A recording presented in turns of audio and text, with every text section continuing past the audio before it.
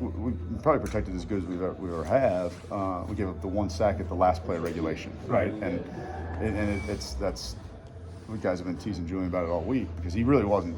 Geske knocks this guy off. He gets knocked back a little bit, but then Geske knocks his guy off, and Julian will get credited for the sack. But they really, other than that, kept him upright most of the game. There's a couple late shots, but yeah, they took a lot of pride. They took a lot of pride in the development, and then also just continued to work on their craft. Work on their craft. So I think that was a result. And then our receivers got open. John made some good plays. We had the running game going. I mean, Reggie, I think, averaged like 5.9 or something yards a carry, and we were kind of clicking on all cylinders after that first initial drive. Luke Altmaier and John Patrick were both really good about praising the line. Do they care about that at all? Talking nice, saying, "Hey, those guys kept me upright." Well, I think that doesn't hurt. Right. It doesn't hurt to compliment your teammates, and Right. especially the guys that are in charge of protecting you. It's a lot better if you're yelling at them and telling them how bad they're playing. They might dismiss you a little bit, but no, I think they have a good relationship with both guys, okay. and the team is close. Okay. That's been kind of a unique thing is how tight and how cohesive the team has been through our short time here. Okay. And that doesn't always happen. No, a lot of times the line hangs out together, but right. but they'll hang out with the receivers too, and Right. and nowhere else. And in other places I've been, it's been very unit driven, and so that part's been nice here.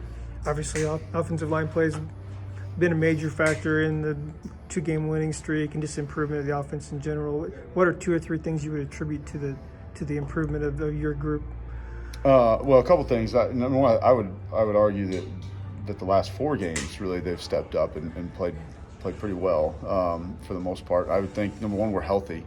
We get guys back, which has been a plus.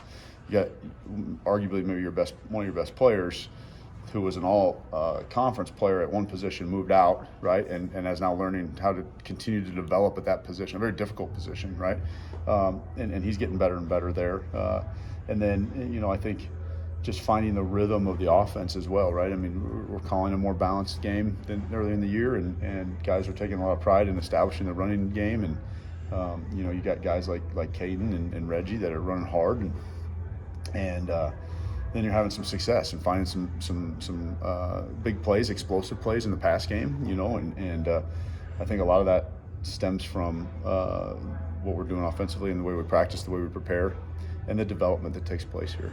Coach Bielma said he thought that Zy Chrysler played perhaps his best game of the season. What's been the difference for him over that 4-game period, you think? Well, again, Zy started having a great camp, and that was why we felt pretty excited about him.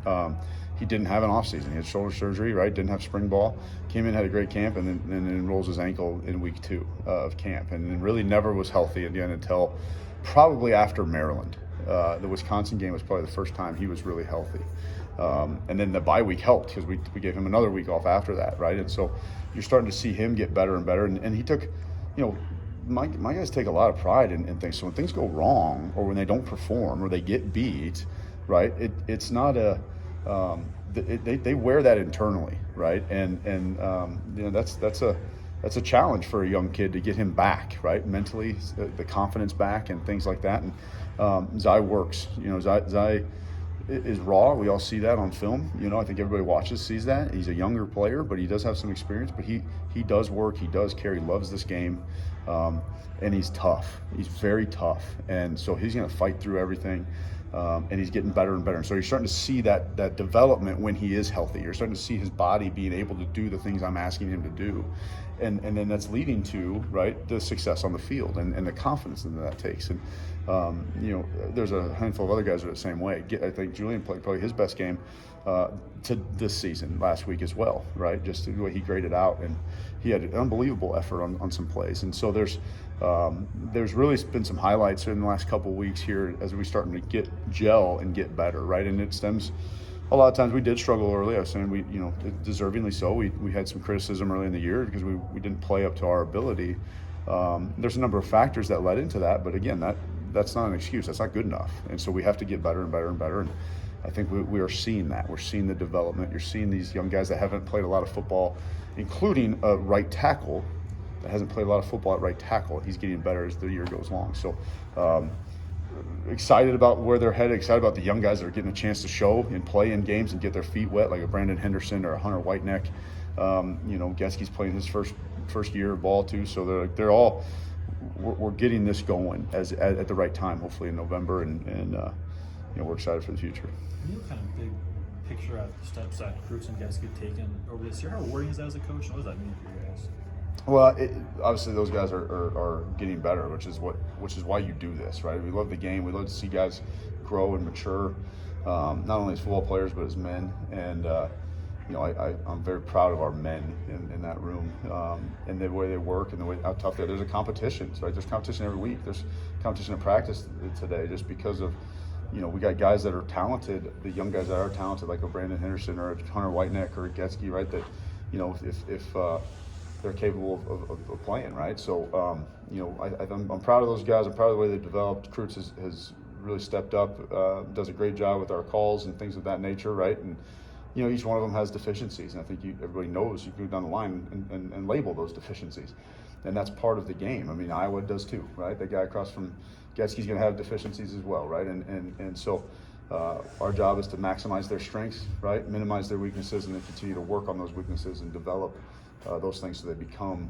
strengths, and that's kind of what we're trying to get done. So that is our motivation there, and those guys are doing a good job trying to get it, and it's a process, and I think they're well on their way to achieving that. You talked confidence a second ago. For you as a coach, is there like a blanket approach to, I don't know if rebuilding that confidence is the right word, but maybe fostering that when it's dipped? Yeah, you got to take them back to past successes. Number one, you got to remind them what they can be, right? And not to be so maybe callous in this, but it's any athlete. A racehorse would be the same way, right? I mean, any athlete, you got to take them back to past successes. You got to remind them that they're a winner, and what they do when they do it well, how much success they can have, right?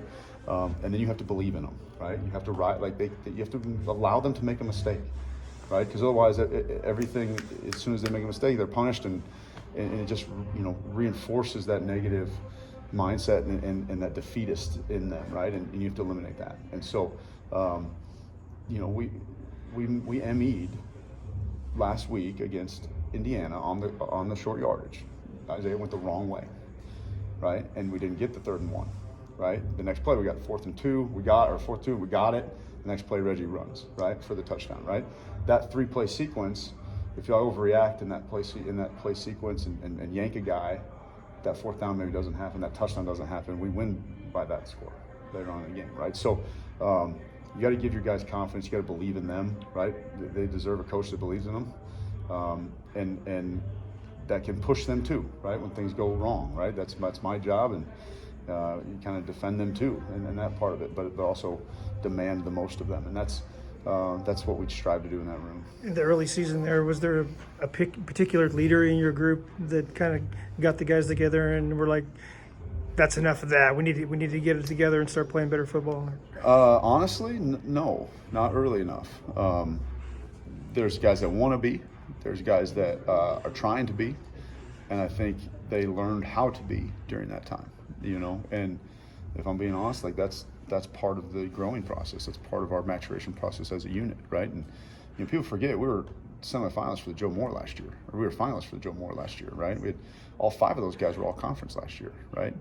They didn't just forget how to play, they didn't just forget how to coach, right? There's growing pains, there's learning things, there's new changes and stuff like that, and those guys learned how to be. We lost a great leader in Palcho, right? He's on the 53-man roster in Denver, right? We got another guy, an experienced guy. He's a journeyman, but he was experienced in Alex Pilstrom, an old 6th-year guy, right? And before that, you had Doug Kramer and Velo, and you had good leaders. You had guys that could carry that banner, and they all graduated. So the new ones have to rise up, right? And guys that were never in that position before now had to rise up, and you're starting to see that now, right? Isaiah Adams is phenomenal at practice in terms of how he tries to get the huddle going and get the line going, but that didn't just happen overnight. He had to learn that and grow in that, and I think that's one of the things I'm most proud of him of, is just how much he's grown in his own confidence. As good as he was and is, like he's still is getting better, and he humbles himself every day, and I'm proud of him for that. But yeah, to answer your question, we're growing that leadership.